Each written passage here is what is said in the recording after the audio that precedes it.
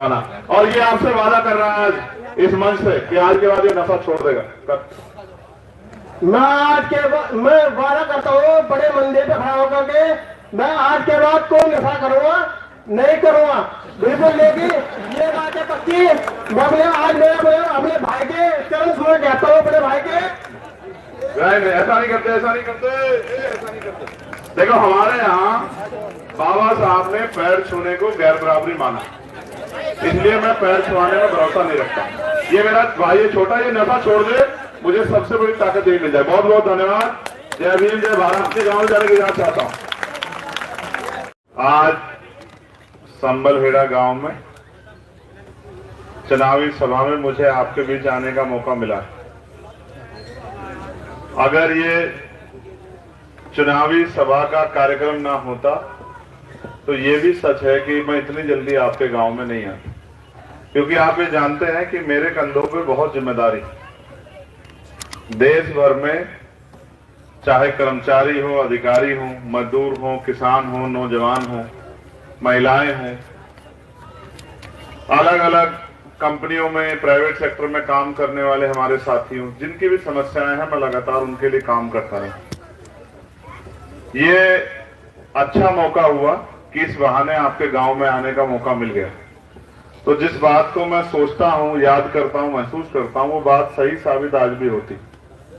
मैं आप सबका धन्यवाद देता हूं कि आपने इतना अच्छा कार्यक्रम रखा। अपने काम छोड़ के आप सब लोग यहाँ जुटे। बहुत सारे लोगों के मन में इच्छा होगी कि भाई आएगा तो हम देख लेंगे, टीवी देखा था, अभी फोन में ही देखा था, तो आज गांव में आ जाएंगे तो देख लेंगे। कुछ लोगों के मन में इच्छा होगी कि भाई सुन लेंगे। लेकिन ये सच है जिसको बदला नहीं जा सकता है कि आजादी के 75 साल बाद भी अभी भी गरीबों की, किसानों की, मजदूरों की, गांव में रहने वाले गांव में रहने वाले परिवारों की स्थिति बदली नहीं। उसका उदाहरण है आपके मकान, जो इस बात को बता रहे हैं कि इन मकानों पर जो वहां प्लस्तर नहीं हुआ है, वो इस बात की गारंटी देते हैं कि अभी भी हालात बहुत बदली नहीं।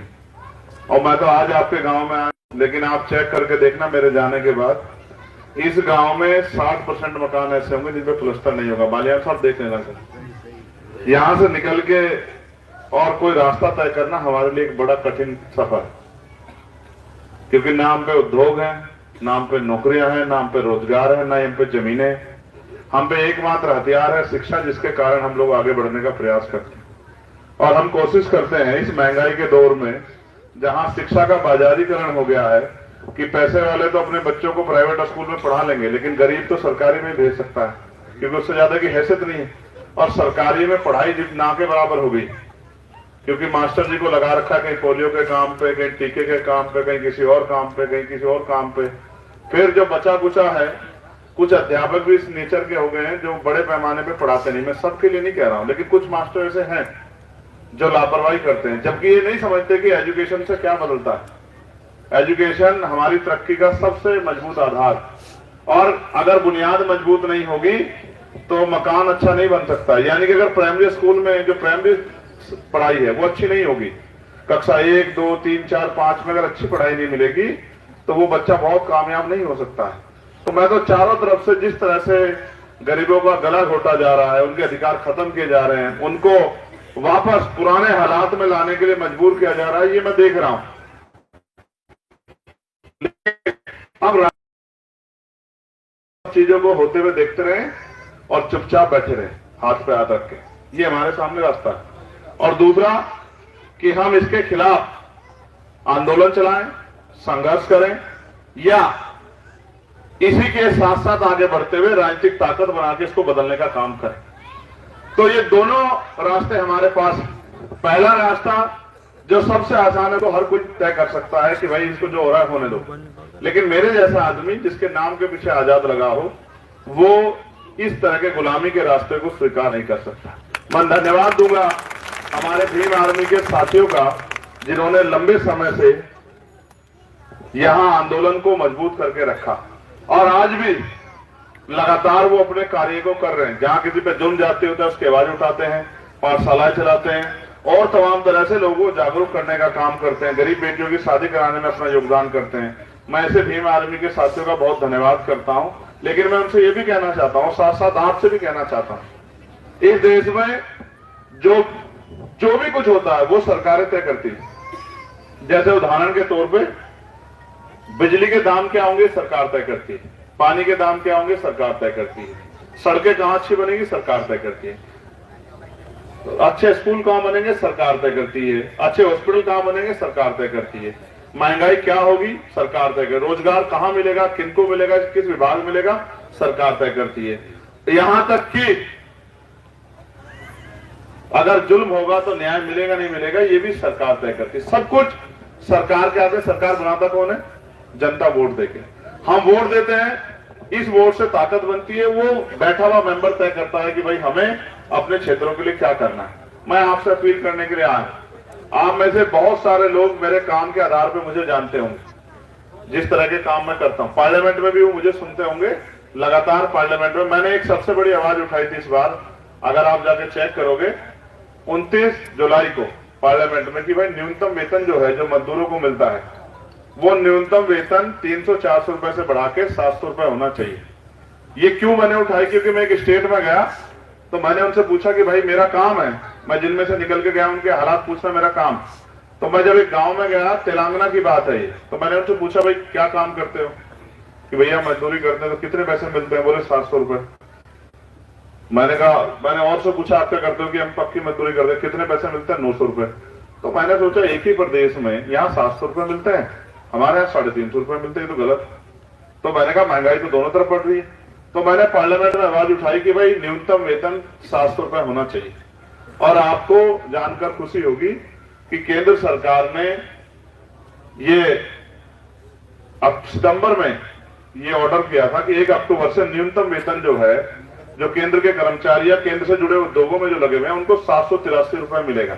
जहां एक समय 300-350 रुपए करना पड़ता था, वहां 783 रुपए न्यूनतम वेतन हुआ।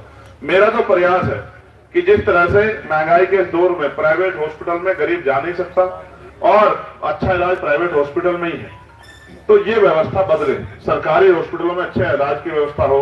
गांव देहात में मेरी माएं बहनें बैठी हैं, मैं तो बहुत कुछ देखा है मैंने जिंदगी में। हमें अपना पेट पालने के लिए भट्टों पे काम करना पड़ता है, कोल्हू में काम करना पड़ता है, खेतों में काम करना पड़ता है, सर पे ईंटें उठानी पड़ती हैं। पढ़े लिखे नौजवान बेरोजगार घूम रहे हैं, और क्या सब बयां करूं, ऐसा कभी मन में आता है। किसानों की लड़ाई देखता हूं, किसान सुसाइड कर रहा है, बहुत तकलीफ होती। सरकार टैक्स पे टैक्स बढ़ाई जा रही है। ऐसे समय में हम क्या करें? तो मुझे ऐसा लगता है कि बाबा साहब अम्बेडकर की उस बात को याद हमें करना चाहिए जो उन्होंने कहा था कि political power is the master की, राजनीतिक सत्ता की चाबी हमारे हाथ में, और राजनीतिक सत्ता के जरिए सारी परेशानियों का हल हो सकता है अगर वो चाबी हमारे हाथ में आ जाए। तो मैं आपसे मदद मांगने के लिए आया हूं कि आपको इतना लंबा समय हो गया वोट देते हुए, आप लोगों को वोट देते हो, वो वोट लेके अपना काम करते हैं, आपका काम तो नहीं करते। अगर आपका काम करते तो ये हालात होती आपकी? बता, कोई आया चुनाव के बाद पूछने के लिए आपके यहाँ बस्ती में कि आपकी सड़क कैसी है? कोई पूछने आया बिजली आती है नहीं आती है? कोई पूछने आया पानी का दाम क्या, पानी आ रहा नहीं आ रहा है? एक कड़वा सच ये है, आप पानी टेस्ट करा लो, मैं शर्त लगाता हूं, अगर आपके यहाँ का पानी 50% नल को खराब ना निकला तो मेरा नाम बदल देना। आप पानी पियो जहरीला और मरो, किसी को कोई फर्क नहीं पड़ता। इस पानी से बीमारियां हो रही है। आप अमीर लोग नहीं हो, मैं गारंटी देता हूं इस गांव में 80% घरों में आरओ नहीं लगा होगा। आप शर्त लगा लो, कितने घरों में आरओ लगा दे, हाथ उठाना। मुश्किल से हो गए 2, 4, 10 घर, नहीं हो सकते। इस देश में गरीब की कोई हैसियत ही नहीं है, वो 2 टाइम की रोटी उसको मिल जाए बहुत बड़ी बात है। इस पर भी लोग सरकारें कहती हैं 4 किलो 5 किलो राशन देके कहती है सरकार के बहुत बड़ा काम कर रही है, जबकि ये नहीं पता। आपको पता है कि सरकार जो राशन देती है, राशन मिलता नहीं मिलता आपके यहाँ? वो राशन का पैसा आता कहां से, पता आपको? क्यों भाई, पता आपको? बोला जी है? कहां से आता पता आपको? मोदी जी घर से नहीं देते हैं।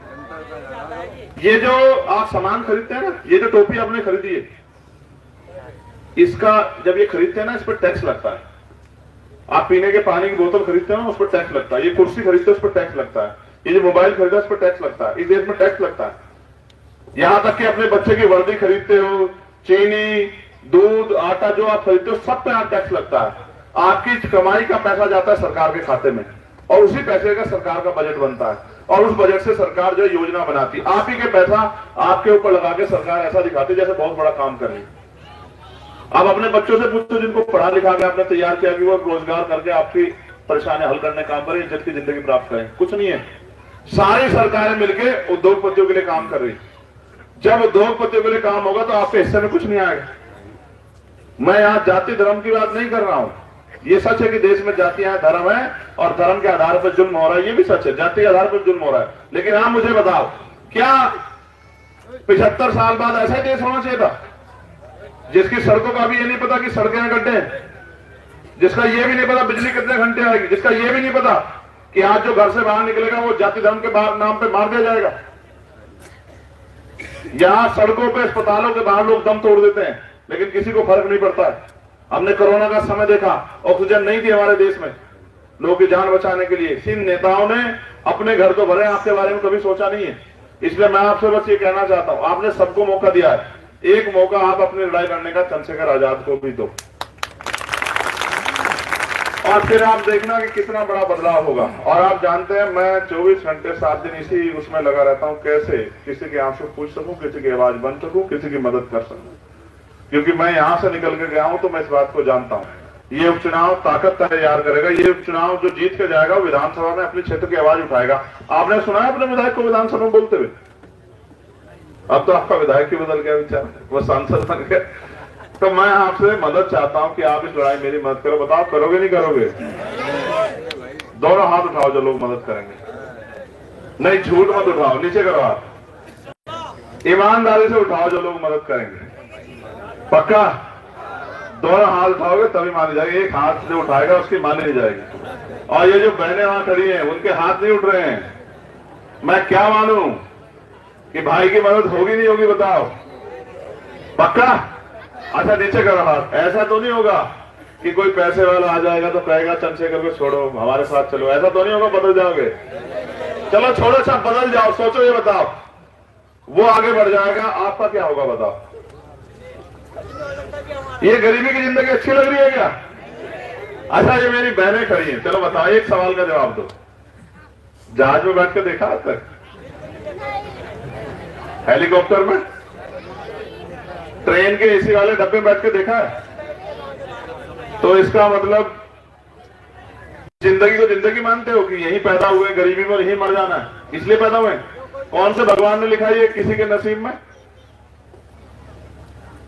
ये साधन सिर्फ अमीरों के लिए नहीं है, ठीक है? बदलने दो समय। हर गरीब को एहसास होगा कि वो खुद ताकत में आ गया जब चंद्रशेखर आजाद ताकत में आएगा। मेरी बात को आप याद रखें। हर घर को लगेगा कि अब हम ताकत में हैं, अब हमारी सुनवाई होती है। आप तो दफ्तरों में जाते हो, नहीं जाते? सरकारी दफ्तरों में कागज लेके मदद के लिए, और बताओ मदद के नाम पे पैसा लेते नहीं लेते? बताओ क्यों लेते हैं पैसा? क्योंकि उनको पता है कि नहीं करेंगे तो कहां जाएंगे, कोई सुनने वाला तो है नहीं। आप समय बदलेगा। आज जिनके दफ्तरों में आप जाते हो ना कागज लेके, कल वो आपके गांव में आया करेंगे काम कराने के लिए कि बताइए आपका क्या काम है। हमें जो है नेताजी ने आदेश दिए कि गांव में जाके काम पूछना है कि क्या काम है। समय बदलेगा, लेकिन बदलने में मदद आप ही कर सकते हैं। मैं आपसे कहता हूं, और ये जो मेरे बहुत सम्मानित भाई खड़े इस गांव के, उनसे कहना चाहता हूं, मुझे ये लड़ाई लड़ने के लिए, क्योंकि बाबा साहब अम्बेडकर ने कहा था कि वोट हमारा हथियार है, इसके अलावा कोई हथियार नहीं। अच्छा मैं क्या बदल सकता हूं अगर मेरे पास ताकत नहीं बनेगी? सड़कों पे लड़ सकता हूं, 24 घंटे तैयार हूं, लेकिन जो करना चाहता हूं आपकी आने वाली नस्लों के लिए, अपने भाइयों के लिए, गरीब परिवार, कैसे करूं? तरीका बताओ, आप बता दो, उसी तरीके से कर दूंगा। ताकत से ही, और ताकत लोकतंत्र में आपके हाथ में दी जनता ने।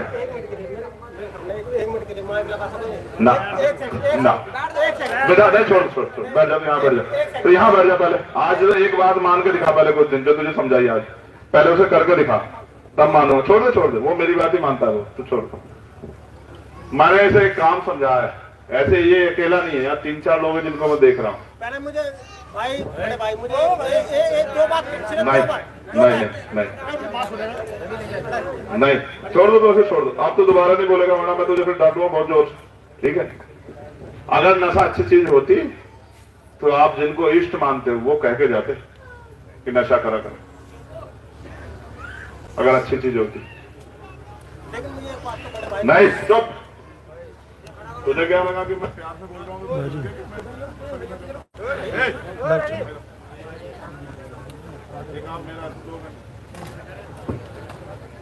बताओ नशा अच्छी चीज है क्या? बताओ। जिन लोगों के घर में करते हैं ना, उनके बच्चों से पूछो, उनकी पत्नियों से पूछो, उनकी माओ से पूछो जिनके बच्चे करते हैं, तकलीफ होती है नहीं होती है? जो कमाते हैं उससे ज्यादा उतना पैसा तो वहां लगा देते हैं। ये ठीक नहीं है, इसमें सुधार की जरूरत है। अपने गुरुओं की बात मान लो, अपने पीर पैगंबरों की बात ही मान लो, ये अच्छी बात नहीं है। अपने बड़ों की बात पर चलो तो सही रहोगे, ठीक है? ये अच्छी बात नहीं है। कहां सतगुरु रविदास जी महाराज ने कहीं कहा है क्या? बताओ, कहीं लिखा है क्या कि भाई कोई बता दो जितने यहां बैठे, कहीं कहा है क्या? बाबा साहब ने कहा है क्या? कहीं नहीं कहा। तो आपको बुराइयों में नहीं जाना चाहिए, इससे आपका नुकसान होगा।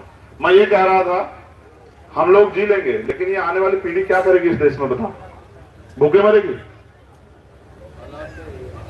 आप हालात नहीं देखते क्या?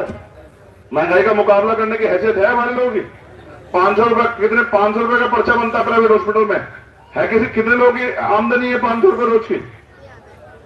नहीं है, सच नहीं है ये बिल्कुल सच नहीं है। देश बदल गया है, हमारे लोगों के हालात नहीं बदले, हमें अपने हालात बदलने पड़ेंगे। अगर हमें इस दौर में जीना है तो हमें हालात बदलने पड़ेंगे, और सबसे पहला बदलाव ये करना पड़ेगा कि हम जिसको वोट देते हैं वो हमारी लड़ाई लड़े, इस बात की जिम्मेदारी हमें तय करनी पड़ेगी। और मैं फिर कहता हूं कि आप सबको तराजू में रोक के रख के तोल लो। अगर चंद्रशेखर आजाद सबसे ताकतवर न निकला तब कहना।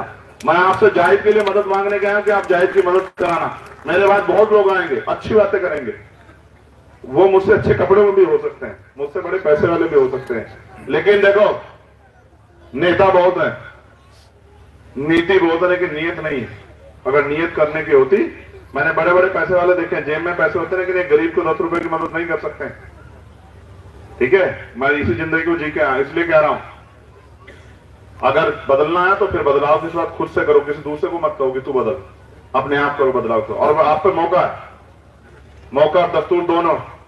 13 को पड़ेंगे वोट, 13 को जब आप वोट डालने जाओ तो इस बार वोट इस बात के साथ देना कि हमें चंद्रशेखर आजाद को उस हैसियत में ले जा खड़ा करना है कि उसकी कलम में इतनी ताकत आए कि हमारा बच्चा यहाँ बेरोजगार ना घूमे और हमारी गलियां सड़कें इस तरह के हालात में ना जाए कि हमें ऐसा लगे कि हम अपने देश में नहीं कहीं और रहते हैं।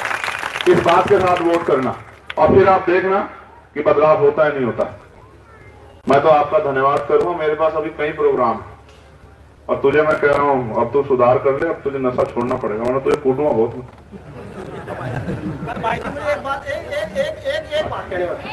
हेलो, मैं आपसे सभी एक चीज की निवेदन करता हूँ।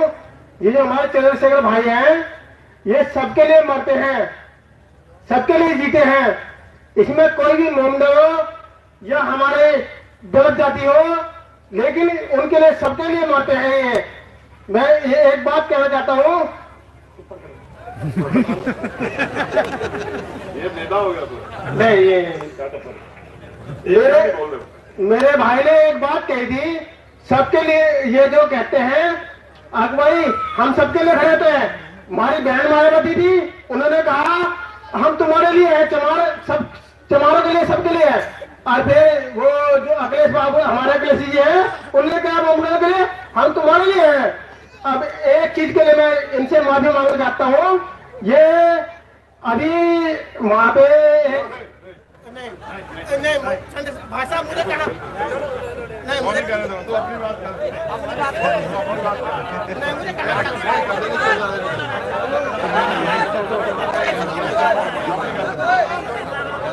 देखो इसकी पीड़ा है, इसकी पीड़ा मैं समझ गया। ये दिल्ली वाले मामले क्या है वो आपने भी देखा होगा। मैं दिल्ली वाले मामले को नहीं कहना करी, बड़े भाई मैं कहना जरूर, मेरे भाई यार वो पीछे मेरी बड़े की बात मान। देखो नहीं छोड़ दो बात छोड़। सुनो, ये इनको ही पता है कि कौन इनके को इतने बराबर में खड़े कर सकता है, सबको पता है। मेरा वो भाई है ना, ये सबको मोमडन हो कोई भी हो, सबको बराबर में लेकर खड़ा होता है। इसका दर्द अपने जगह ठीक है, लेकिन देखो मेरी बात सुनो, हर जगह पे हर तरह के लोग, एक आदमी से पूरे समाज की तुलना नहीं हो सकती। अगर एक आदमी खराब होगा तो पूरा समाज खराब नहीं हो सकता। हमें सावधान रहना पड़ेगा। हम जो लड़ाई लड़ रहे हैं उसमें बहुत लोगों को तकलीफ भी हो रही है। ये कह रहा था कि मेरे भाई से सब लोग किलसते हैं, नहीं, सब नहीं किलसते हैं। वो किलसते हैं जिनको लगता है कि अगर चंद्रशेखर आजाद आगे बढ़ गया तो फिर ये गरीब गुलाम नहीं रहेंगे। वो किलसते तो लोग क्या फर्क पड़ता है, हम अपना काम करेंगे। मुझे अपने लोगों की, गरीबों की, कमजोरों की, मजलूमों की चिंता, किसानों की चिंता है। मैंने उनका दर्द देखा, तो मैं नहीं लड़ूंगा तो कौन लड़ेगा उनके लिए? मैं अपना काम करूंगा, मुझे फर्क नहीं पड़ता। मुझे हमारे आने वाली पीढ़ियों की चिंता है।